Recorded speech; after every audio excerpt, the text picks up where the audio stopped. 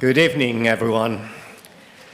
It's a great pleasure for me to welcome you to this joint public lecture hosted by the Cañada Blanch Center and part of the Department of Geography and Environment Sustainability Public Lectures.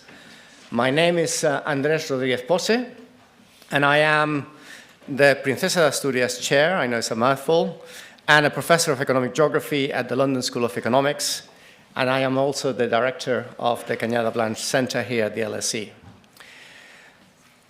Now, for all of you that are here, if you hadn't noticed, and perhaps some of you have been locked in a soundproof chamber for the past few days, Europe is at a massive crossroads right now, and this week much more than what it was last week. And not the kind of crossroads where you can just take a casual left turn and hope for the best. This is more like one of those high-stakes multi-lane intersections where hesitation is fatal and the wrong move could send us straight into incoming traffic. For Europe, there are several hard truths that we have to be confronted with. The first one is that Europe has got a competitiveness problem, and we just have to see the Draghi report. In 2000, the EU accounted for about 25% of the global economy. We fast forward 25 years to today, in 2025, and that figure has dropped to just 16%. This is not just a rounding error. This is a significant loss of economic muscle, and with it, of Europe's ability to influence the rest of the world. Second, this relatively sluggish economic performance is fueling inequality. Today, in the European Union, there's 60 million Europeans who live in places where GDP per capita is lower in real terms than what it was in the year 2000. And 1/3 of Europe's population, well, of the EU population, or 135 million people, live in regions that are slowly but surely falling behind. This isn't just an economic issue, it's becoming a political time bomb. And finally, of course, there's climate change. Every month seems to break a new temperature record. Droughts, flash floods, and relentless heat waves are no longer extreme events. They are simply events. They are no longer the exception. Unfortunately, they are the rule. And climate change is here. It's no longer an abstract threat. It's costly, and it's only getting worse. So here's the challenge, and here's the challenge for Teresa Ribera. How does Europe square the circle? How can we, in Europe, regain competitiveness in a way that is socially and territorially fair, while also accelerating our fight against climate change? Can we really become more competitive without social equity and environmental sustainability? And can we fight climate change or social injustice without becoming more competitive?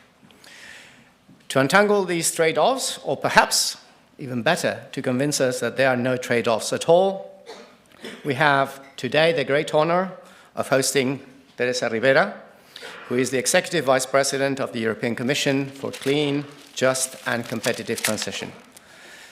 Now, if anyone is qualified in the world to speak about this, is Teresa.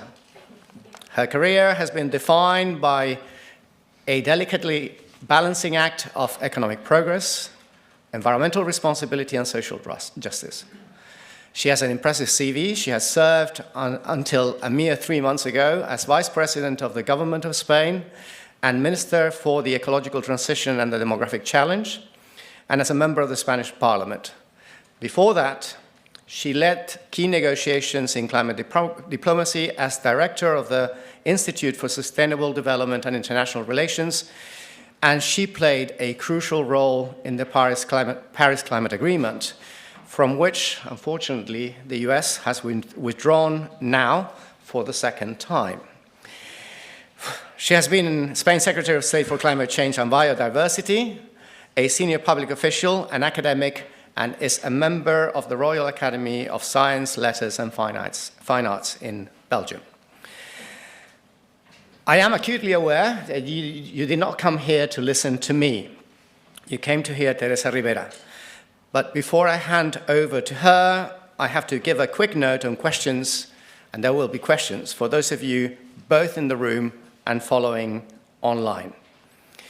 As usual, as in every event at the LSE, there will be your chance to put your questions to Teresa Ribera. For our online audience, you can submit your questions via the Q&A feature at the top left of your screen. Questions would be submitted to myself. If you're doing so, you have to let us know your name and your affiliation, and we are, as always, particularly keen to hear from our students and alumni, so please let us know if you're one of those. For those of you here in the theatre, I will let you know when we open the room for questions, the floor for questions. If you can raise your hand and wait for the microphone, and there will be microphones around, to arrive, I will ask then you to provide your name, your affiliation, before actually posing your question. I will try to ensure that there's a range of questions from both our online audience and our audience here in the theatre, and since I anticipate that there will be quite a lot of questions, I will be gathering questions in groups of 3 for Teresa. However, before we start, I have one warning for all of you. Following what are going to be, no doubt, very insightful remarks from Teresa Ribera, we would like to have an engaging discussion. But in order to achieve that, we need questions. We don't need mini lectures. If you have a point to make and you want to make it longer, please go and write a blog post. But don't do it live here. But I will certainly encourage you to tweet or use social media, or if you want, use X, Blue Sky, LinkedIn, Instagram, or whatever social media you prefer, using the usual hashtag LSE events.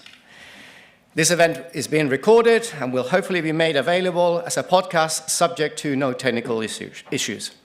Finally, if you have a question, do yourself and the rest of the audience a favor by doing a simple exercise that I always recommend my students.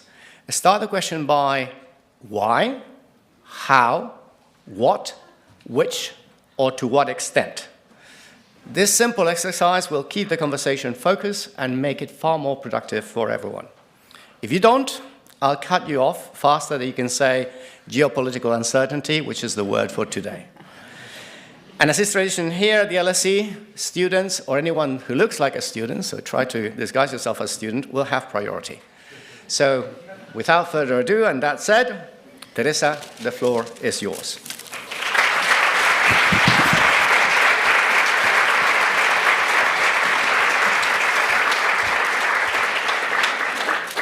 Thank you so much, Andres, and thanks to you all for being in this room. It's quite encouraging. I have taken good note of the whys, the hows, and the what extent, and in fact I feel like doing the same. Ask you the whys, the hows, and the what extent, because it's true that answering this question is quite a complicated exercise that we try to fix. But even if we could think that it was a complicated exercise, now it looks like a little bit more complicated. So there may be many issues in my introductory comments that I would like to share with you in a humble manner, because I expect from you not only raising questions, but by these raising questions, trying to get some additional inputs from your side in this house, which has always been well known for its interest in connecting economics, politics, and society. And in a moment where we need to combine all these ideas and discussions in order to find the right answers. Because in fact, it how did you say it? The turbulent geopolitics, something like that to say. That was written before the last weekend, but now, after the weekend, it is even more volatile and controversial. In fact, it would be a weird thing not to make comments on what we have been witnessing these days.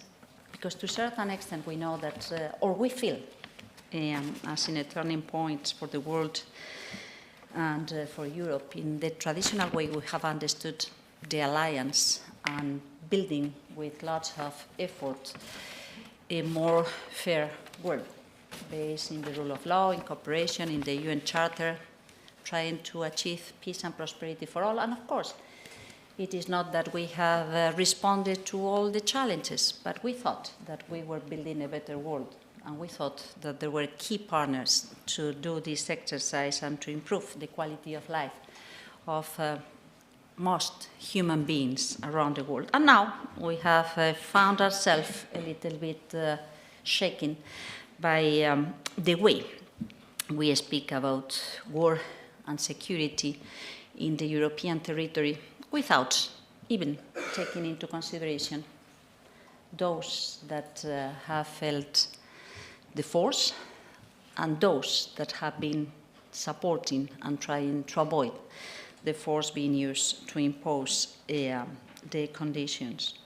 And I have the impression that it is important to remind ourselves that Europe can cope and take the right pathway to face the challenges.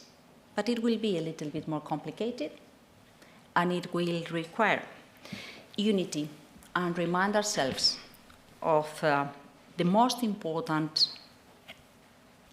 priorities, values, principles, and rules that have guided the way we have built our project and the way we think we can build peace and prosperity. The UN Charter, the rule of law, the spirit of cooperation versus the spirit of conflict, and stepping up and defending these values. Silence is not an option. Shadowing is not an option. Feeling that we are subordinated to the force is not an option. We need to defend proudly what we do. Building the responses based on our strengths and principles, respect to democracy and the rule of law, based on equality and mutual respect, based on human rights and freedoms. It matters. We know. You know it matters. Among them, there are such a relevant thing as peace and prosperity and development worldwide, but in a region too, that do connect to challenges that we are already experiencing and that are not fake, are truth, and had a terrible impact in human suffering and in economic losses such as climate change. So to a certain extent, this question on how we can build alliance, how we can respond in a structured manner, respecting the rule of law, respecting the rules, and respecting the others, does also matter when we try to respond to this very simple question on how fairness, justice, climate, and middle class can go along together to build prosperity. And please do not forget about this, because we will hear a lot about this. And my question to you is why you think that this is happening, why you think that when the polls show that in the group of people between 18 and 25, it seems like it is a little bit less important. There may be reasons that we do not understand why, or ways we communicate that prevent being conscious of the importance to provide the right answers and to act jointly to provide the answers. I think that what we are talking about relates back to the middle class, the poverty reduction efforts, the prosperity, the update of the economy and the industry and the services, but it also connects to the economic security and to democracy. in fact, if the institutions are not able to respond to the challenges, we ask ourselves to what extent these institutions are still valid. If we see this raising divide, an increasing gap in terms of access to wealth and services and opportunities in a society, we wonder why the institutions deserve credit. If we see climate change as a terrible economic threat that can create mass suffering, but we are not able to respond to the climate change and to build resilience, we wonder why. We should pay attention to what institutions try to get and to fix.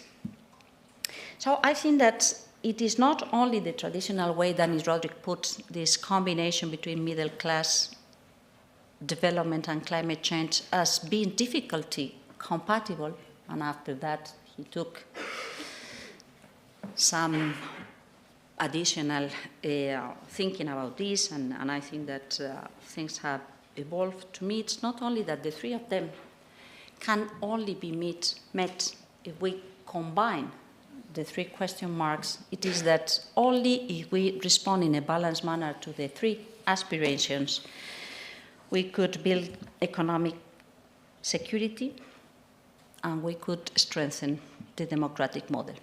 Otherwise, we would be thinking they perform very well.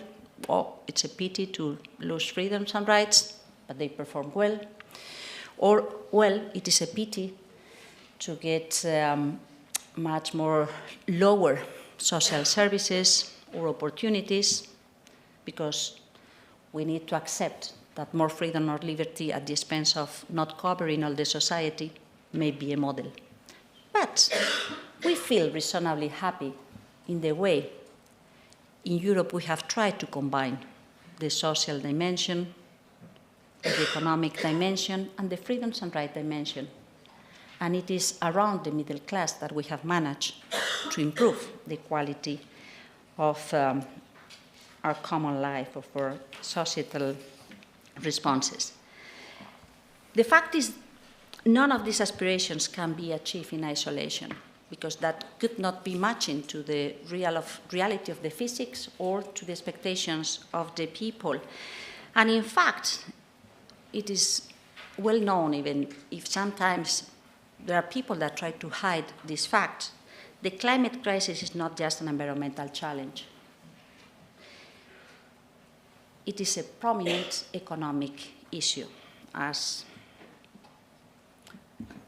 the Professor Lord Nicholas Stern stated a long time ago, and we have learned in real terms and experienced the consequence of not paying sufficient attention to that, but also the benefits whenever we tackle that in an adequate manner.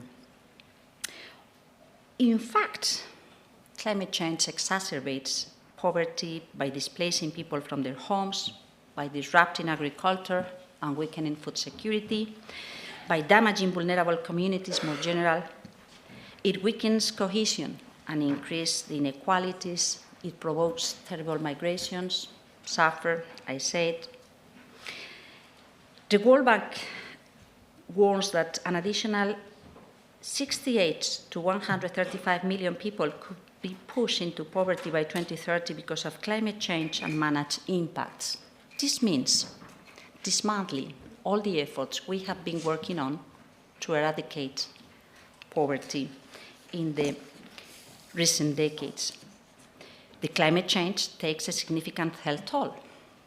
Air pollution can create illness and premature death, as the World Health Organization states, in a very depressing figure that goes up to 6.4 million lives annually, with 95% occurring in developing countries, with health systems that cannot provide the adequate support to the people. The health-related economic cost is staggering, amounting to 8.1 trillion per year, or 6.1% of the global GDP. And instead of working in a cooperative manner, so to develop further capacity to deal with climate, to deal with health issues, to deal with food security, to build in a cooperative manner a global governance to solve these problems, we still have to fight to provide good reasons why we should be sticking to this cooperative mood instead of accepting conflict. But it is not only the most vulnerable groups or the poorest people that do suffer these climate impacts and feel affected. Heat waves, wildfires, and floods threaten the stability of middle-class incomes. I'm not just speaking about physical security, but it increased the cost of living and the cost of insurance. From 2021 to 2023, the climate-related economic losses total 162 billion euros, while catastrophe insurance can help mitigate the impacts in the European Union, so one of the most developed regions in the world. It is only about a quarter of climate-related catastrophe losses that are currently covered. This means that for the rest, either it is the people trying to cope, or it is the public budget distracting resources that could be dedicated to education, innovation, health insurance, pensions that need to be reinvested to recover what it existed before the floods, the heat waves, or the wildfires took place. For instance, in Slovenia, the estimate was that 17% of the national public budget had to be dedicated to recover from the flooding episodes of the previous years back in 2024. Not to speak about Valencia, not to speak about Los Angeles. I'm not so negative around the Paris Agreement. And this is something which is also important because it turns back to the fact that we need to cooperate together, not only to identify the concrete ways forward, which is the main issue that we need to work right now, but also to strengthen and to underscore the value of cooperation. In fact, thanks to the Paris Agreement, we have gone from an expectation of having temperatures more than 4 degrees over the pre-industrial era to 2.7. Is this enough? Of course not. But pulling efforts together has helped in a decade to transform the reality. And now it is the critical decade. It is the very critical decade. And we cannot be distracted by those stating or combating the importance of speeding up the rhythm of the transformation. There is a climate security threshold that we need to meet, and it is quite important to understand what happens, to follow the facts, and to learn from the experience. So the threat about misinformation is a huge threat. It is a threat against the capacity of a society to decide on a democratic and well-informed basis on what are the risks that this society is ready to accept or is not in a position to accept. It is a way to escape from the data that could help to understand who wins, who loses, and what else we can do, and how and who we should be supporting during the transition times, during the time that we change so deeply the way we produce, the way we consume. So I think that this is an important aspect, dealing with those things that we should not allow to happen. But then the question is what we should be pushing for. There's something which is quite obvious. We can only count on the people being committed and willing to do more if people experience the benefits of the change and understand that it may take time, but that it has an immediate benefit that can be growing up along the years and evidently when compared with the cost of the lack of action, but there are things that can be beneficial since the very first moment. So just to say that the way we communicate matters, and just to say that it would be very important to be as concrete as possible in the learning phase and the changing phase where we are going right now.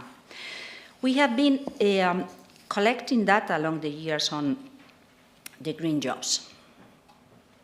To what extent there are economic sectors where we see that there are figures that improve because the labor market counts on the skilled people that can count on very good jobs and that can create additional wealth in the local communities, or can reduce the cost of living because of a different lower cost of energy, or an insurance in terms of their own properties.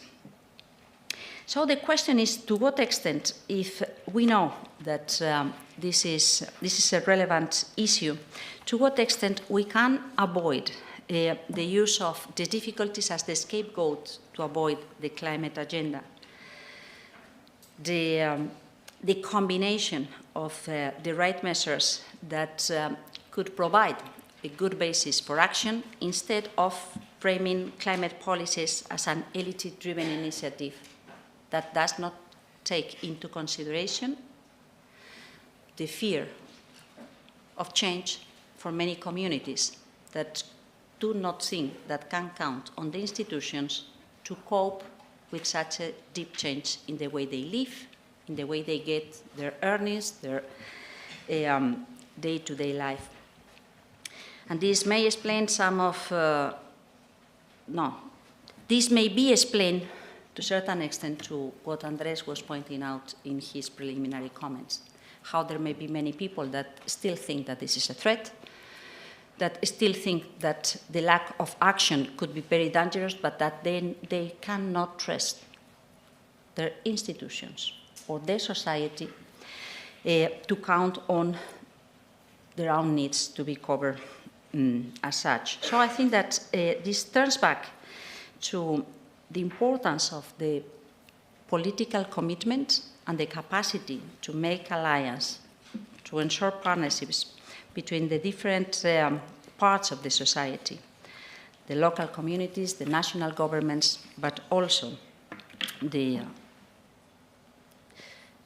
society as such, the workers, the consumers. We have gone through this experience back in Spain when facing down coal, and I can assure you that it is quite intense in terms of the political energy that we need to dedicate to build alternatives based on the expectations of the local communities, listening to the concerns of the local communities, to acknowledge the fear and sense of loss that can come with change. So it is quite an ambitious agenda that we need to put in place. But it may happen also with the farmers and the availability of fresh water and expectations in terms of what next for the next generation. It may happen with a long list of industrial sectors that need to update in the way they produce, in the way they require different labor skills, in the way the demand evolves in the regional context, or in the way the demand grows in international markets that compete globally and not just in a given regional market. It must remind us that building these opportunities requires to pay attention to what it is happening in the rest of the world. And I was paying attention to your figures on what is the contribution of Europe to the global economy and how it has descended in the recent years. I could not say that this is bad news. This means that the rest of the world is evolving, and that it is a good thing that happens, and it is a good thing that there have been other geographies that have identified the green industrial products as something that is required. That is not a bad thing as such. We may need to adapt the way the economic relationships evolve in different geographies, how we can ensure a level playing field that does not pay attention to the traditional means that we have been using for decades, but I don't think that this is a bad issue. We need much of that. We need much of that, of producing differently, consuming differently, and rebalancing global and local in such a way that provides benefits for all without creating this sense of being competing against each other just to get an advantage against the other, but to build a much more political and economic stability through cooperation. I could say that that is more or less what we are trying to do in this mandate at the European Commission level. There has been lots of things that we have done in the previous mandates, trying to identify what are the goals, what we want to achieve, how we should change the different rules and scenarios that we have been building for decades. And yes, we have these reports that underscore the fact that building a single market is something that cannot stop, that we need to keep on deepening in these advantages of being a big market and relying on our neighbors to the provision of goods and moving the goods, the services, and the people, the workers in our geographies. And we know that we have a huge capacity in terms of research, in terms of the first attempts to develop these new solutions, new technology solutions, that we have a very educated society and very modern infrastructures that can provide advantages in order to provide these services and to connect to the rest of the world. But we have a problem, or a couple of problems, dealing with the cost of finance, the cost of energy, retaining talent, building in innovative terms.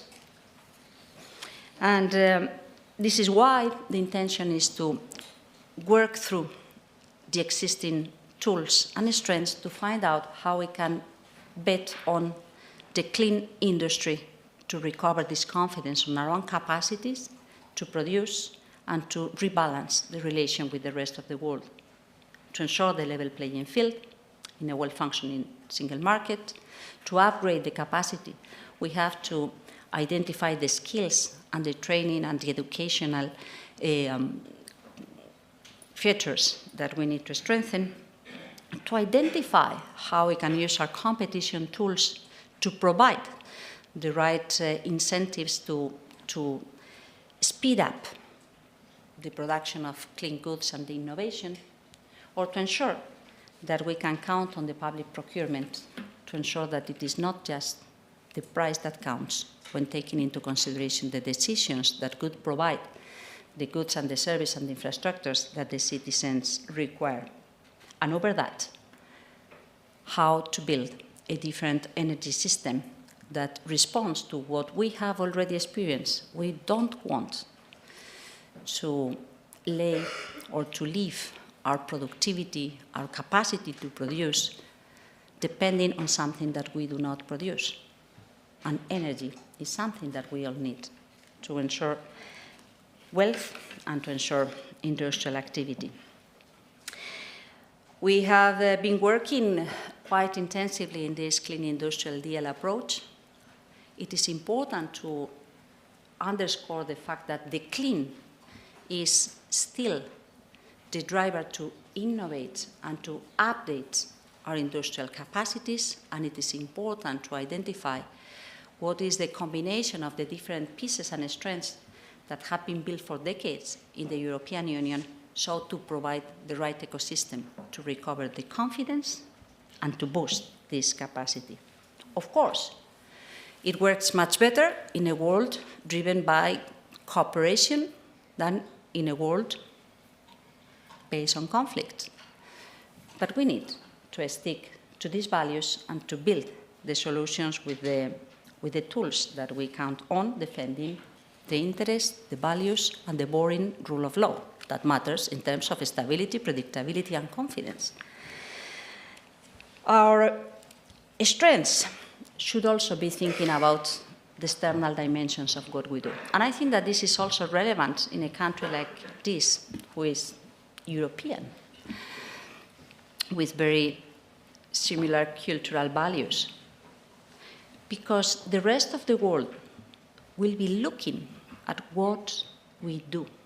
We, the United Kingdom, we, the European Union, how we do react in a moment where cooperation, rule of law, common response to global challenges is being challenged.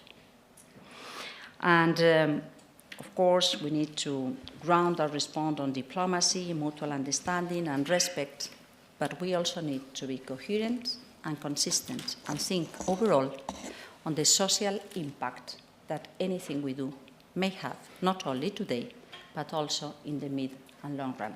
Thank you so much.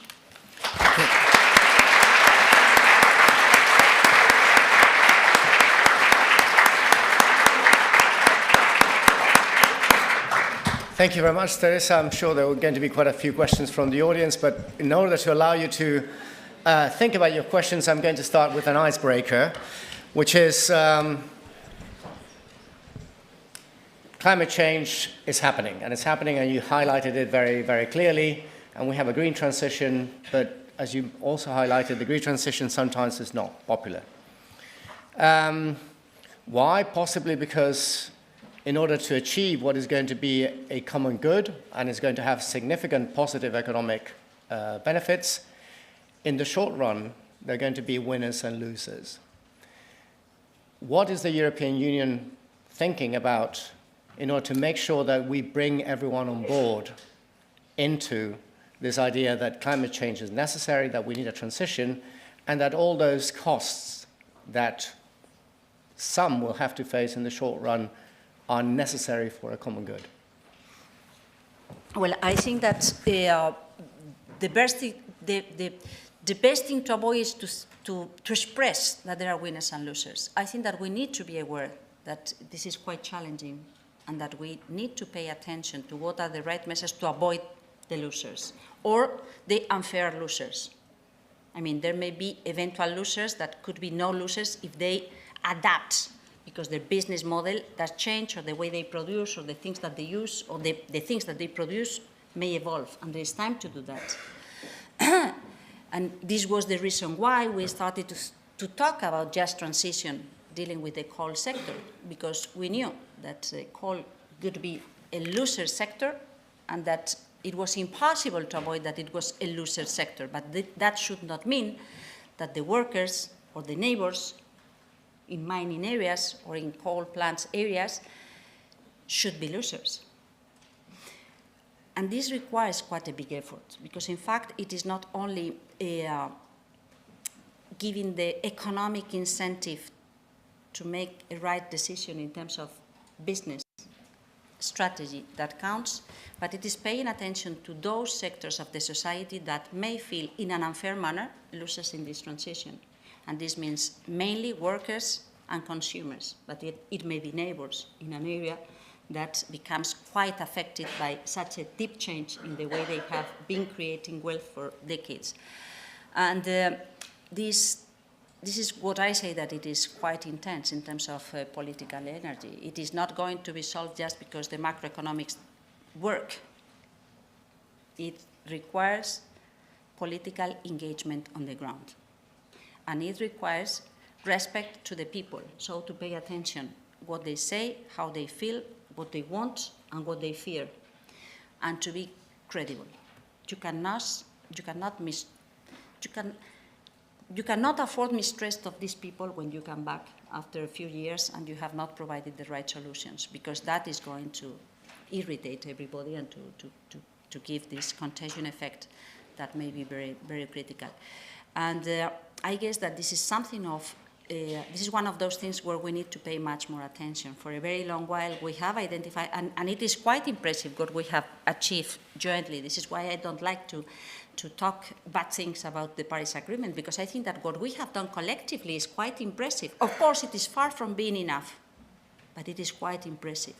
But in the next phase, we need to identify how we go into much more deeper and complicated pathways where we need the involvement of the people that now understand that the change is real and that they cannot live in a nostalgia approach, but that they need to feel that they can count on the support of the society to have the answers. And this is the main mission, I think, from the institutions. And this is why I think that if we fail, it is democracy what it is at stake, because the answer would be these people are not able to respond to our concerns. Either they respond to climate in macroeconomic figures or great business opportunities, but they do not care about the people. Or if they care about the people and they feel terrified by the need of change and they do not move, they could be failing in the climate approach. So I think that combining the very concrete aspects on the ground with the consistency in the decisions we take will be very, very important. I'm going to get hands now, but just one quick reaction in a moment. But you said democracy might be at stake, but is democracy not already at stake when climate change skeptic or climate change denying parties are already targeting these groups of the population? This is why I think that we need to be coherent, but to step up. I think that what it is astonishing is that, in fact, those saying or those claiming, I am defending the people, and I am defending the people by denying the facts or the need of a response, or insulting, criticizing, or undermining the credibility of those willing to act, in fact, are working to create more harm and more suffer for the people that they defend. So I think that what we need to do is to remain credible on the right side and to step up to say, hey, do not mistake and do not fool the people. We need to provide the right answers, not to deny the problem. There's a question over there, so there are a lot of hands now. So starting over there with the golf computer.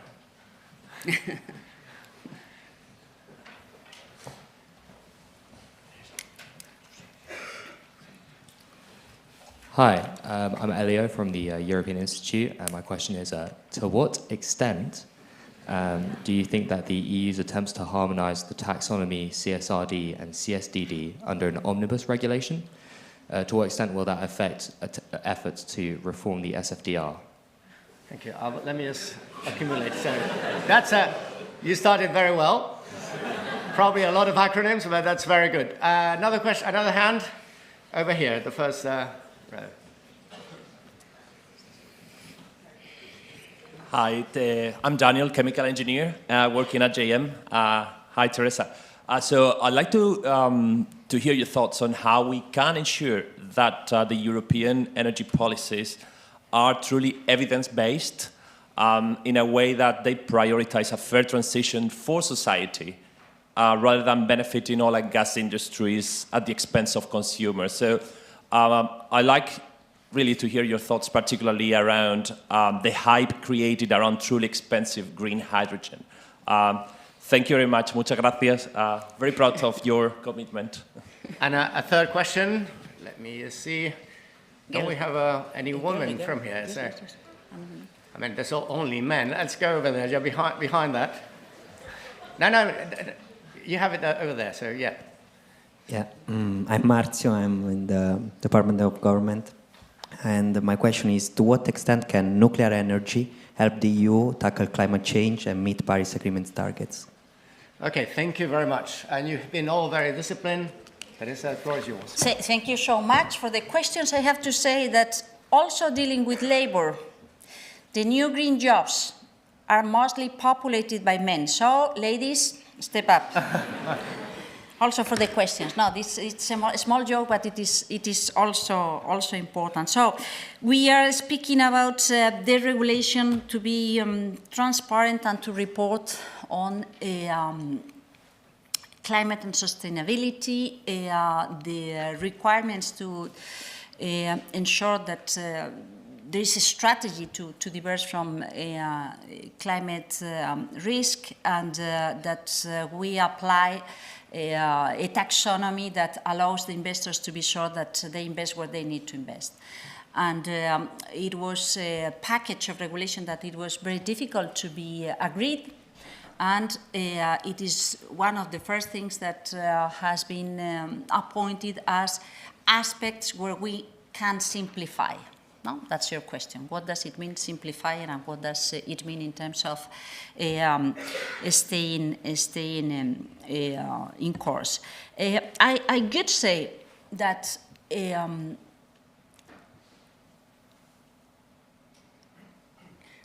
what I hear from the President of the Commission is that the targets do remain, and that we should be asking ourselves to what extent we can simplify and make easier the way to achieve these targets.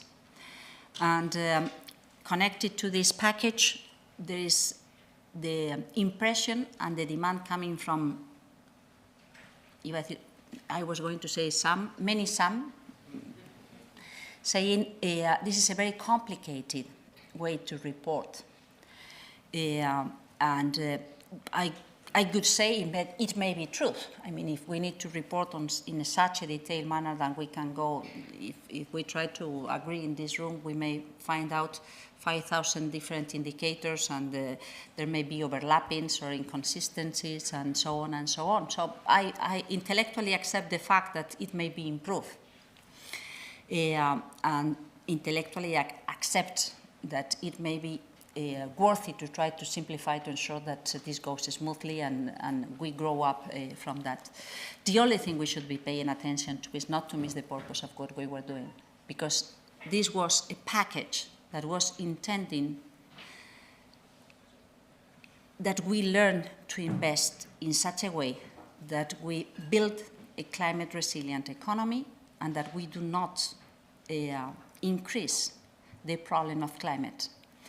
And coming back to darkness is a no way out. Coming back to darkness does not allow anyone to invest and could mean wasting the money. And then we should combine this demand to be simple and consistent, matching the purpose of the regulation, and avoiding, as I said, coming back to darkness. Once say that, yes, of course, there may be many people willing to use the word simplification, meaning deregulation. And that is the field where we are still moving with different views and different perceptions coming from the different players. My position, as I think it is the position shared by the Commission, the College of Commissioners, is that we should be quite careful, because the line between smart simplification and the regulation may be very fine, and we need to avoid to come across that line. Then Europe prices, energy prices being fair, gas, hydrogen, you've got lots of things in the same package dealing with energy.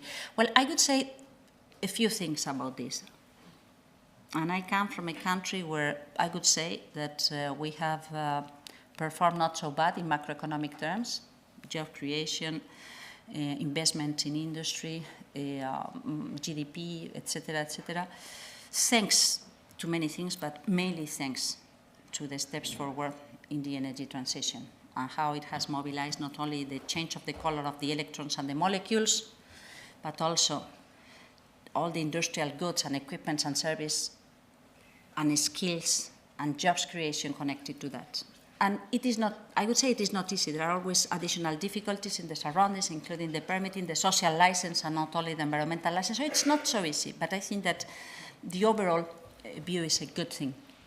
I think that this being true, there are things that still require improvement. We were working in a regulatory context where, in order to make it simple, we had a single price.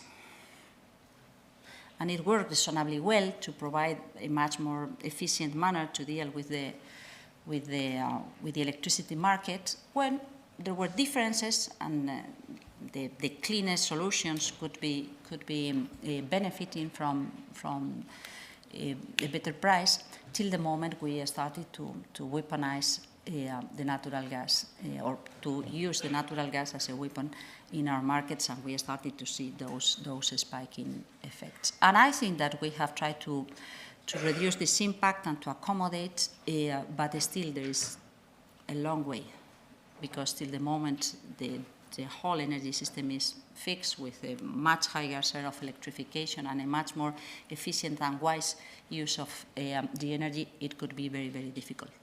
In the meantime, there are two things which are very important, according to my own reading. The first of them is to be as transparent as possible in the way these prices are reflected.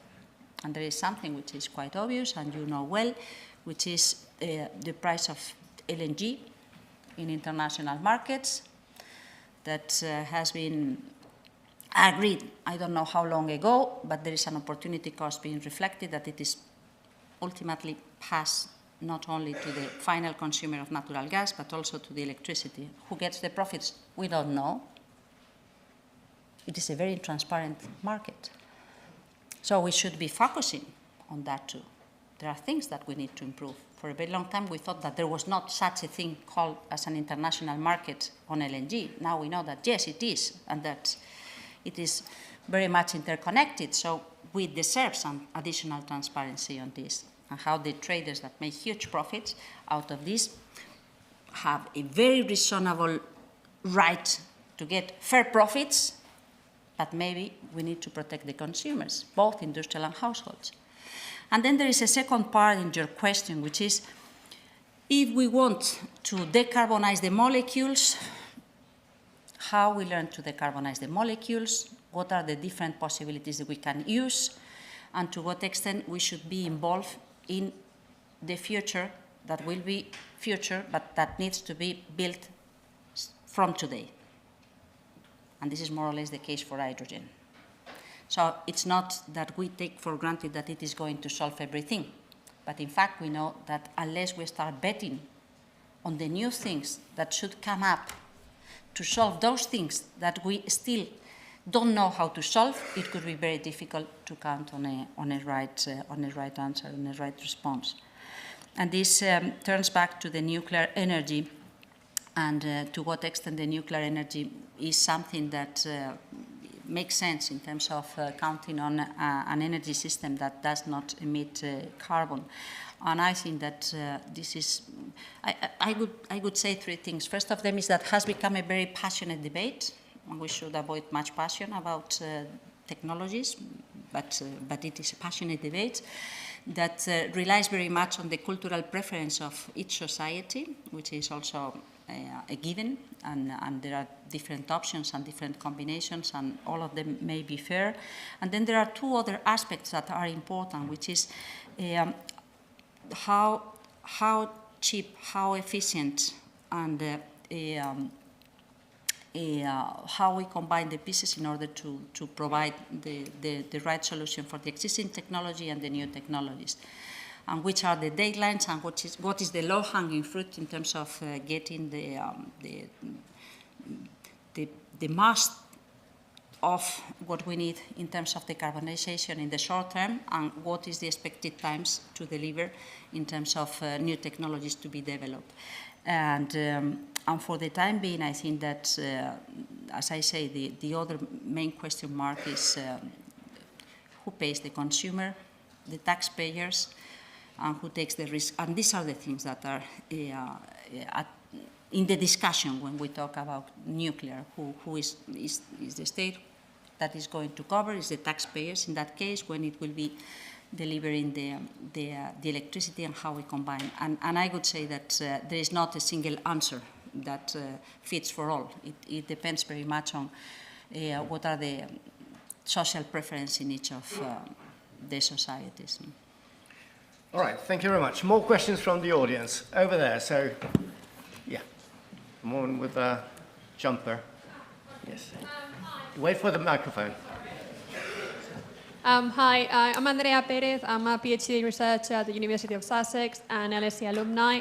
I've got two kind of semi-questions that are related to each other. How do we provide the necessary changes to fight climate change and prevent further environmental issues when much of this infrastructure that is needed relies on scarce materials, specifically minerals that are mostly coming from the global south, and that can drive further conflicts and inequalities? And related to this, to what extent do you believe that behavioral changes around consumption and production need to be part of the green transition, such as we know that increases in efficiency usually can lead to an increased consumption, like through the Jevons paradox?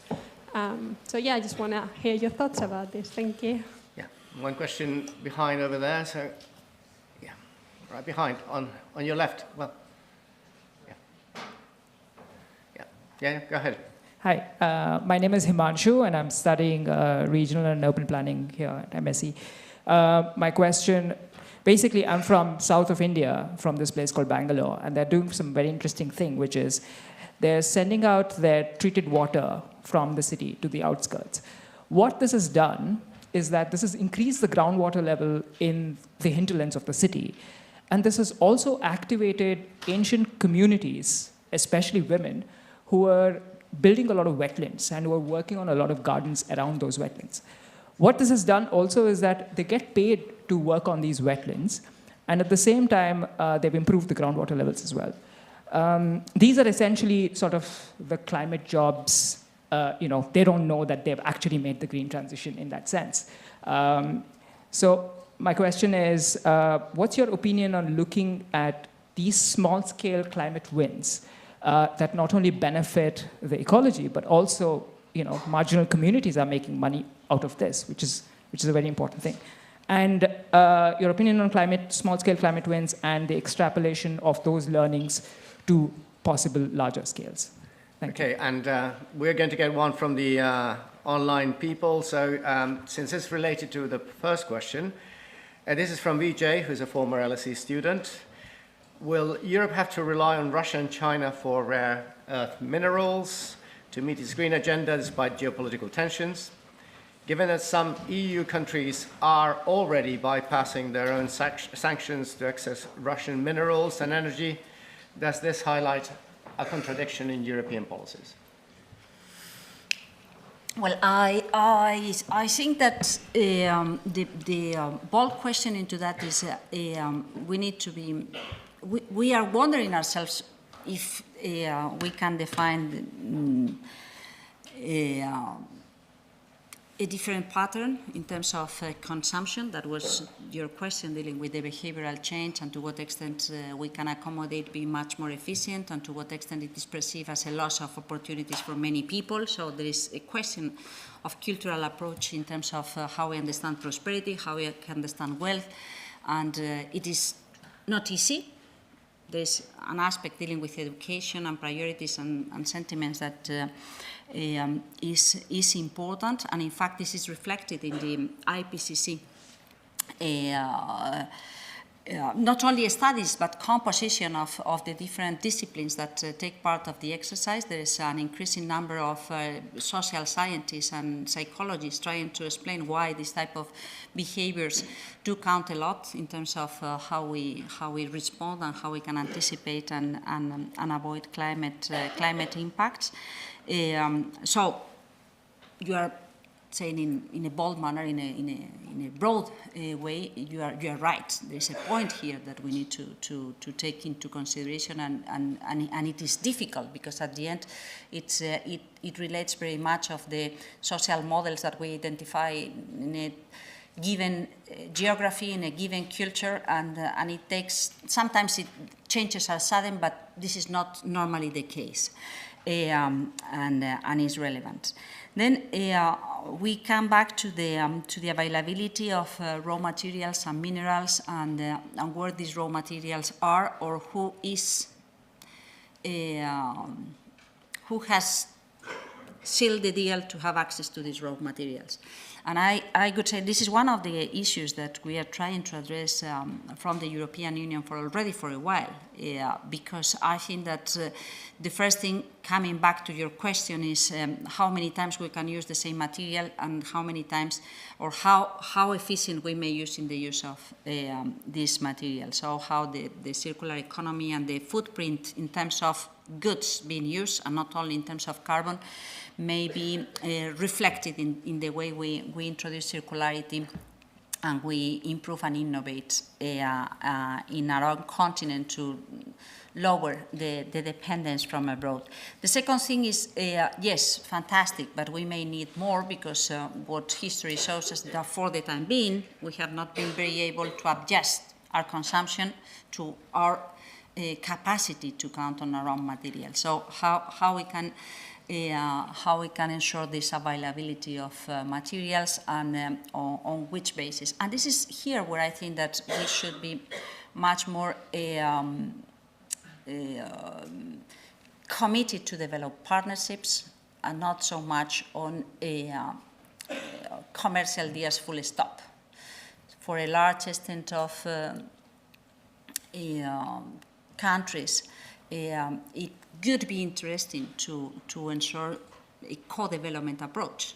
Okay, you may be interested in materials that are in my territory. I'm interested to have the capacity to deal with the first refinement and the first process, so that there's an industrial and add value before leaving my territory. And you can help me in this. So I think that this is an approach that we need to work much more, and it is fair.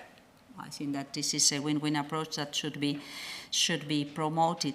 And then the third thing is to what extent there is a long list of these raw materials that come from certain geographies that or have already been contracted by certain countries. I could say, connected to that, first, we need to avoid vulnerabilities linked to extreme dependencies on very few suppliers that we have learned. It has been hard, but we have learned. And the divestment and diversification has taken, I would say, at a high speed, even with all the things that do not work yet, but a very high speed. But we should avoid changing one dependency by a different one, by a new one. And then the third thing is, obviously, it depends.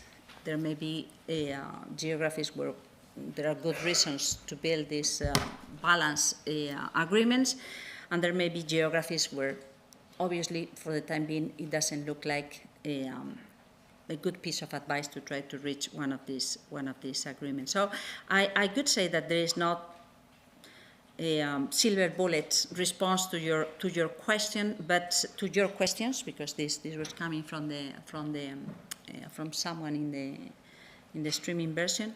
But I think that this is part of what we are also developing at a higher speed.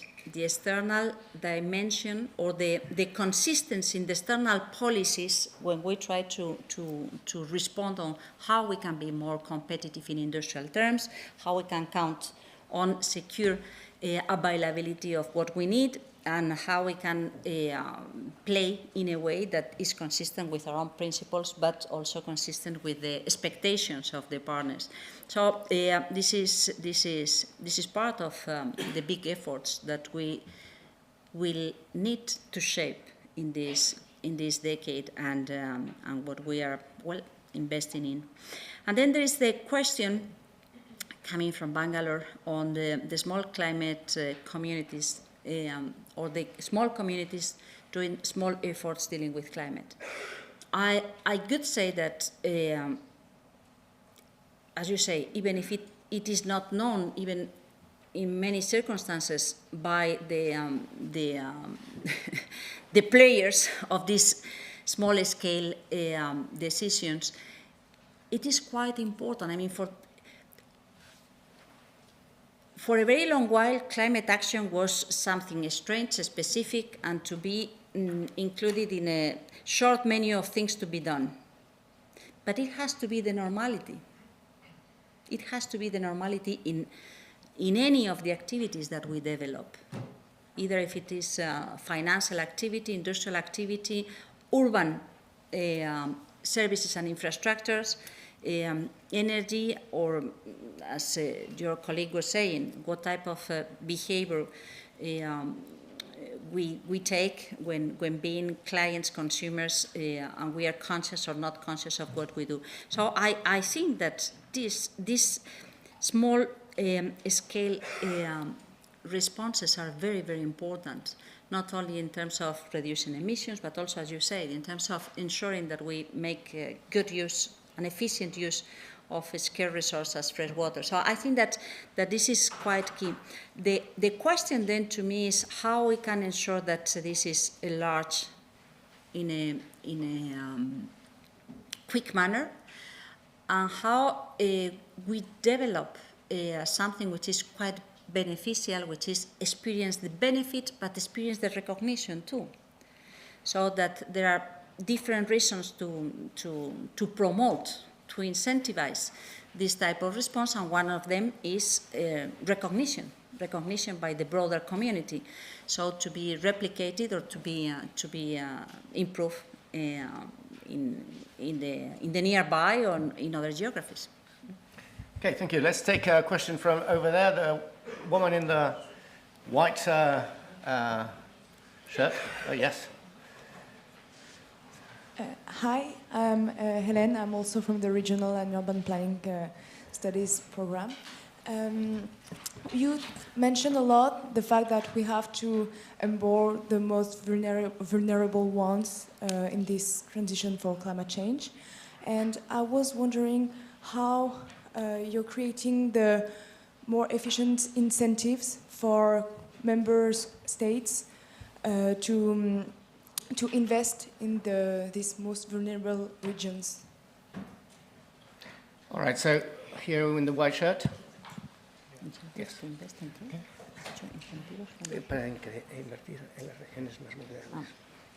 Thank you. I'm Owen. I'm an alumni of the European Institute here.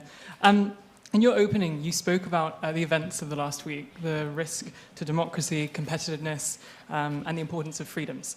What is your simple message to Europeans who, after the events of this week, might be feeling a little bit uneasy, who say that we need to rebalance our priorities to defense, economic competitiveness, and strength, and the sustainability shouldn't be something that we prioritize because there are more important things first? What do you say to them? Since this is a question about trade-offs, and I'm sorry, I will go back in a moment, but there's one from Beth, who's a researcher, also online, which goes in the same direction, so about trade-offs. How might efforts to address inequality and sustainability might undermine each other? So if we go for inequality, are we not undermining sustainability? And if we go for sustainability, why not we increase inequality? And how both in turn might undermine economic progress, if at all. So my main message, just starting by this, my main message is that we make a big mistake if we try to put this in terms of trade-offs. We cannot cheat the people, but we cannot avoid dealing with climate and sustainability, and we cannot think that there is an economic prosperity that can last if it is based on wrong premises, and wrong premises not taking into consideration the physical reality, so sustainability, environmental sustainability, or not paying attention to the social impact, because at the end we owe our efforts to the society and to the people. And this is an exercise that to me it's more obvious in theoretical terms than in walking the path. But this is very precisely why, when walking the path, we need to remind ourselves every single day that we should not be biased when taking our decisions.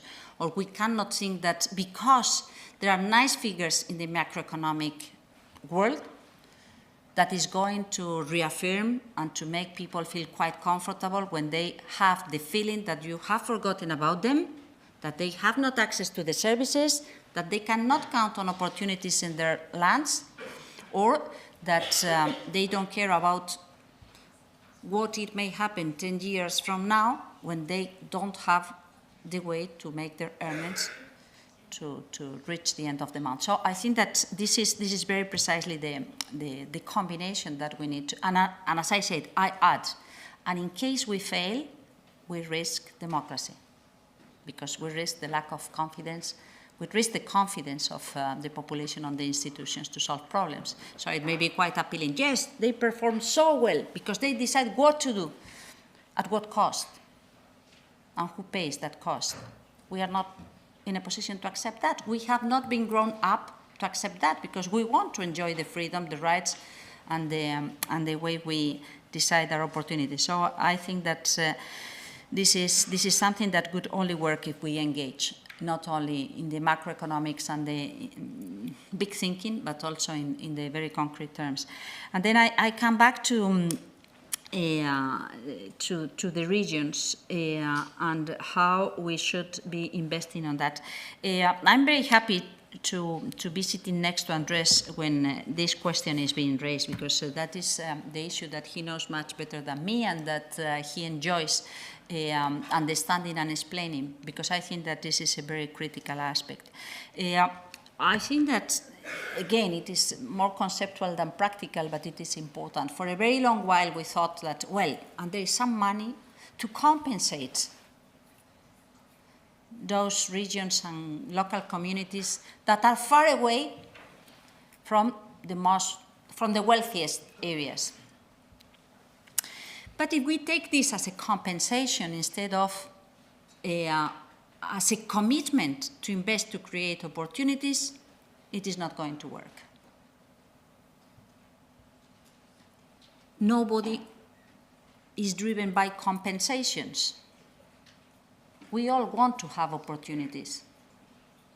And in addition, compensations do not work, because compensations do not ensure that the services are going to stand, that the wealth is going to be sufficiently appealing to count on more people coming to your region, or to count on a level playing field in terms of the cost of living in any of the regions. So I think that we need to rethink in terms of the cohesion policies in Europe, to, of course, not to get rid of that or to lower the level of funding that we dedicate to territorial cohesion and to cohesion in general, but to be much more effective in terms of how we can create opportunities and to ensure that services can be provided at the same level than the services that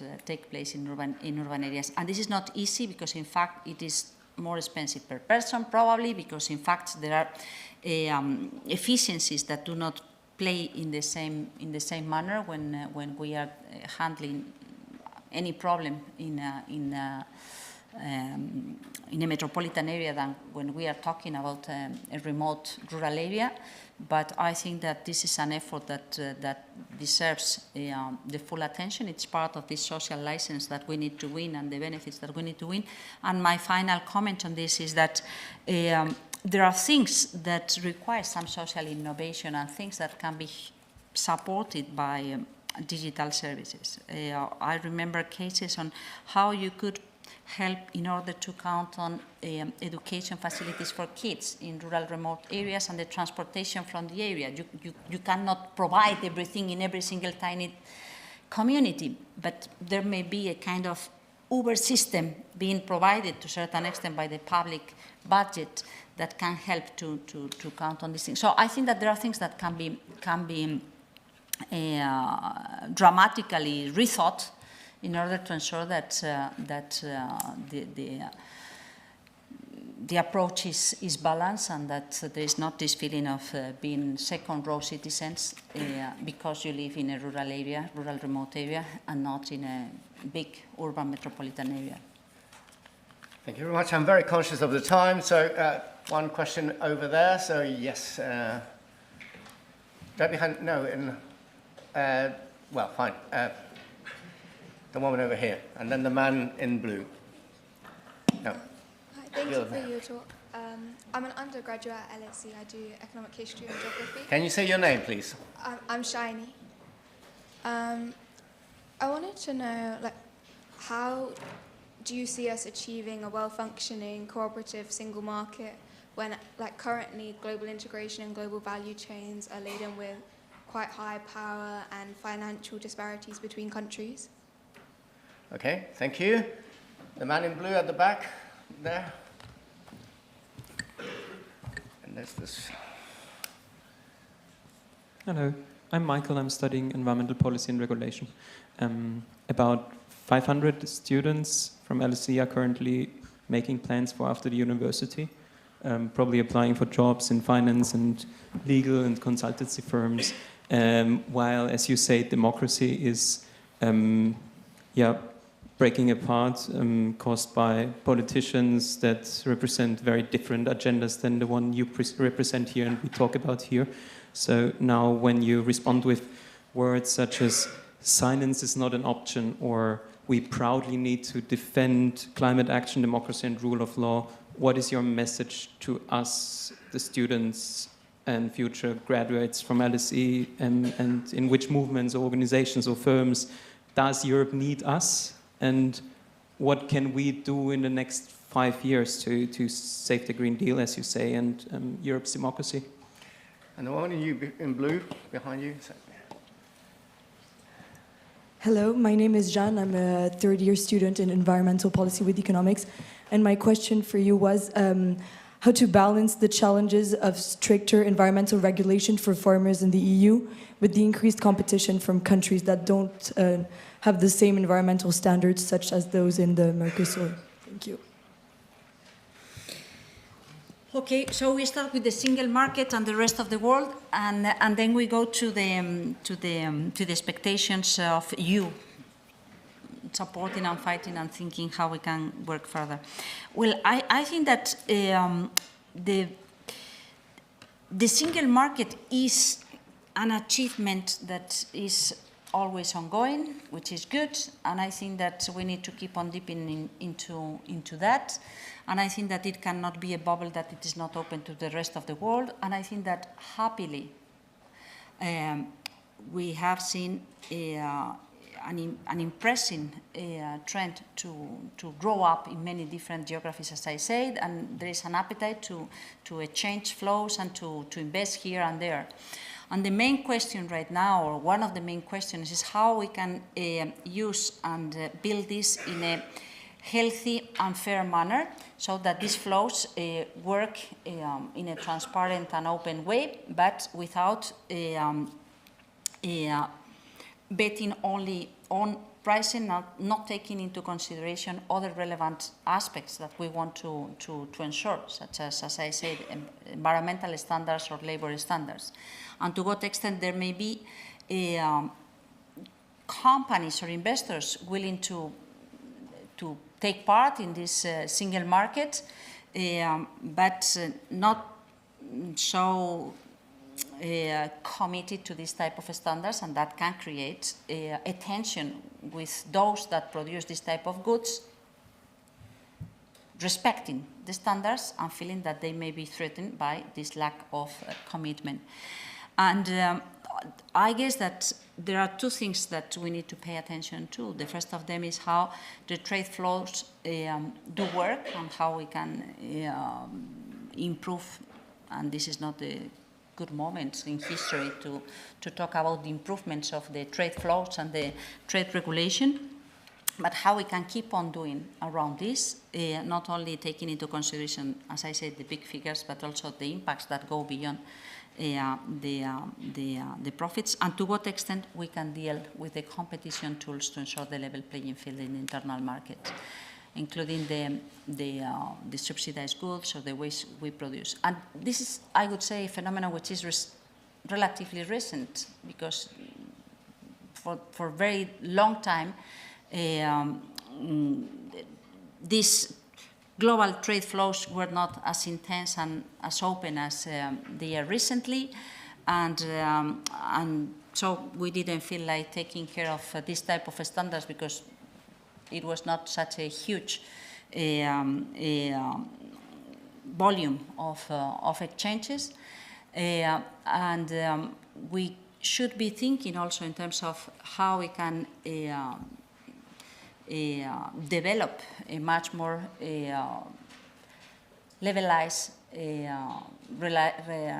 relation with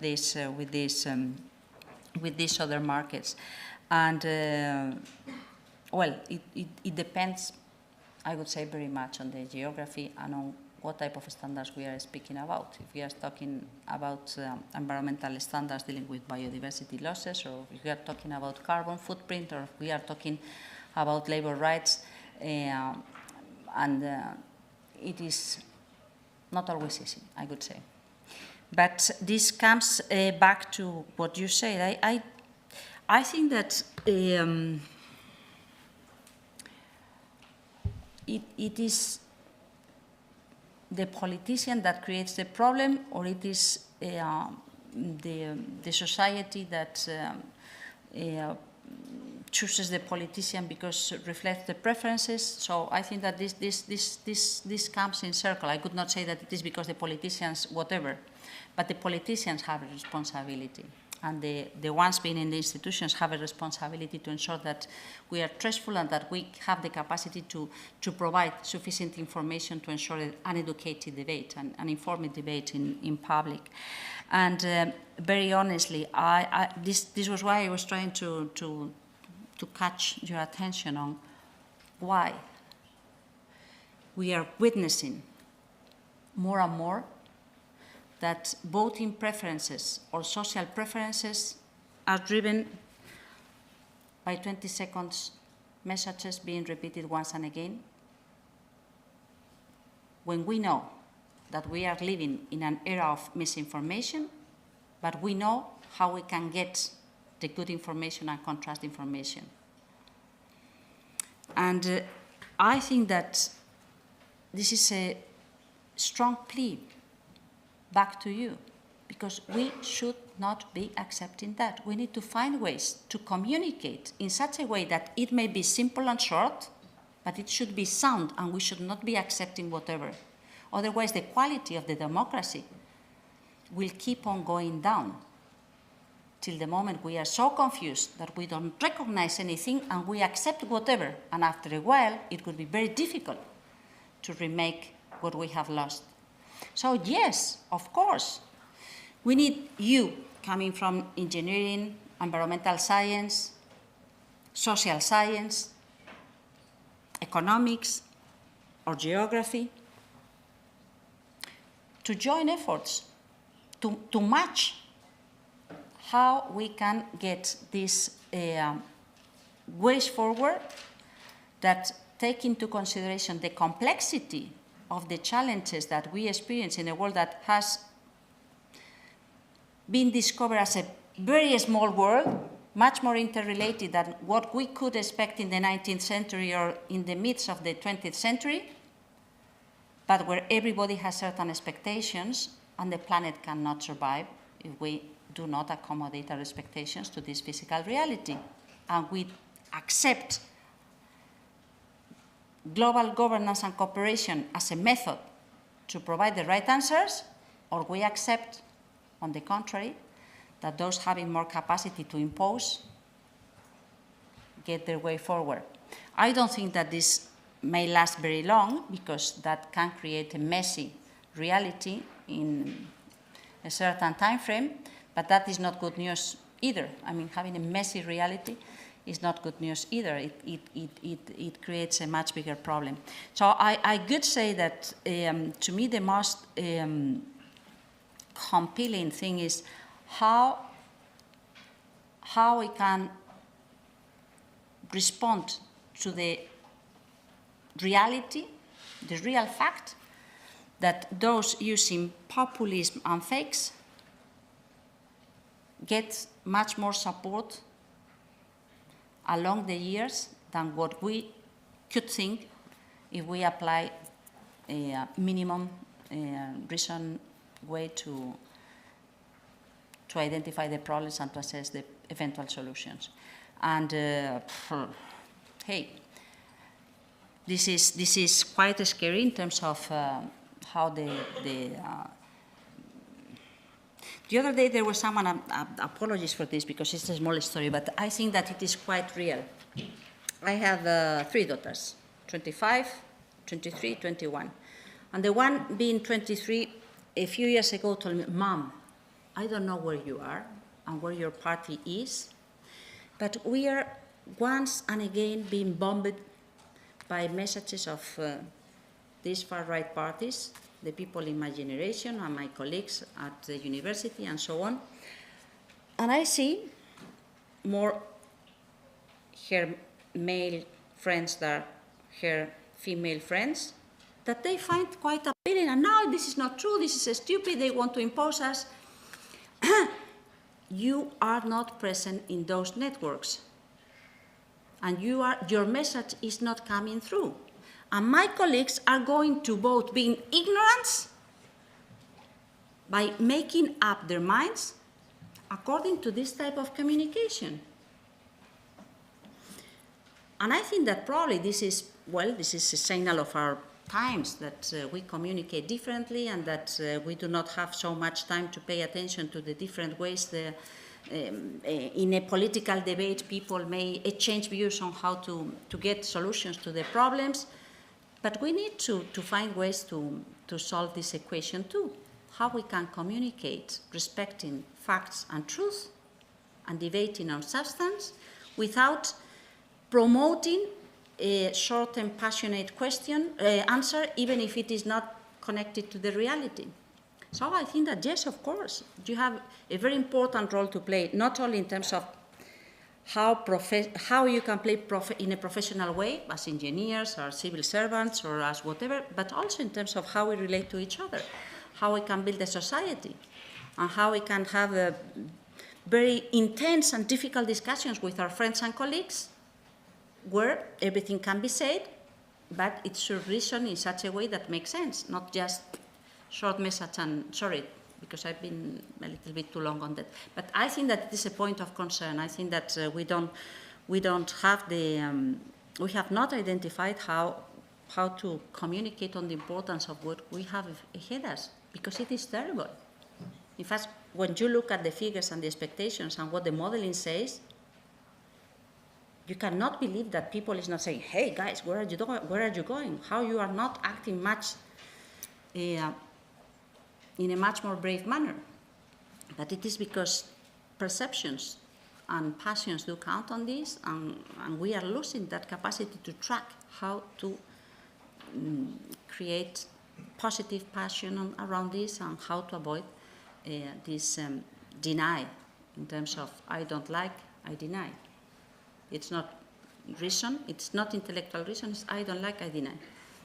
All right, so on that note, I think we should thank Teresa Ribera for coming here.